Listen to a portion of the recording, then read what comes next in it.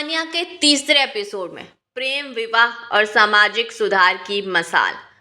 England से अध्ययन और एक नई सोच लेकर जब 19 साल की सरोजनी भारत लौटी तो उनके सामने सिर्फ एक उज्जवल भविष्य ही नहीं बल्कि एक व्यक्तिगत दुविधा भी सामने थी।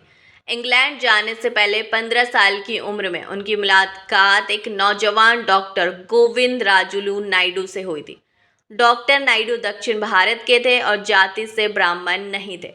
जब सरोजनी वापस आई तो दोनों ने शादी करने का फैसला किया, लेकिन यह फैसला इतना आसान नहीं था। उस जमाने में यानी 19वीं सदी के अंत में अंतर जातीय विवाह समाज में एक बहुत गंभीर अपराध माना जाता था। चट्टोपाध्याय परिवार एक कुलीन बंगाली ब्राह्मण परिवार था और डॉक्टर नायडू एक गैर ब्राह्मण।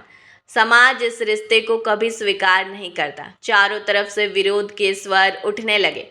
रिश्तेदारों और समाज के ठेकेदारों ने इसे परंपरा और धर्म के खिलाफ बताया।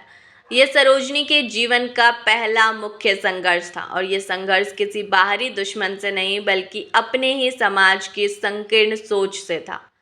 लेकिन सरोजनी के पिता अघोरनाथ चट्टोपाध्याय एक उन्नत सोच वाले विचारक थे। वह जाति पाति के बंधनों में विश्वास नहीं करते थे।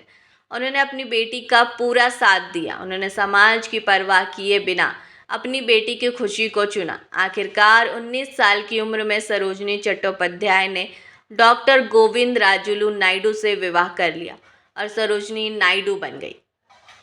ये विवाह सिर्फ दो दिलों का मिलन नहीं था बल्कि ये सामाजिक सुधार की दिशा में एक क्रांतिकारी कदम था।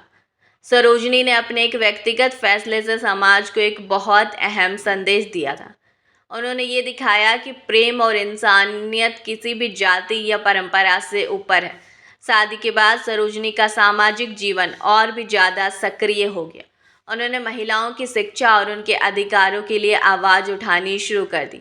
वह घूंघट प्रथा और बाल विवाह जैसी कुरीतियों के खिलाफ बोलने लगी। उनका मानना था कि जब तक देश की महिलाएं शिक्षित और सशक्त नहीं होगी तब तक देश सच्ची आज़ादी हासिल नहीं कर सकता। उनका दिल अब एक विशाल मकसद के लिए धड़कने लगा था। उनकी करुणा और सेवा की भावना हैदराबाद की सीमाओं से निकलकर पूरे हिंदुस्तान को अपनी आगोश में लेने वाली थी। लेकिन वो कौन सा पल था जब एक समाज सेविका ने एक स्वतंत्रता सेनानी बनने का फैसला किया? वो कौन सी आवाज़ थी जिसने उन्हें राजनीति के विशाल समंदर में उतरने के लिए प्रेरित किया? ये जानेंगे हम कल के अगले एपिसोड में।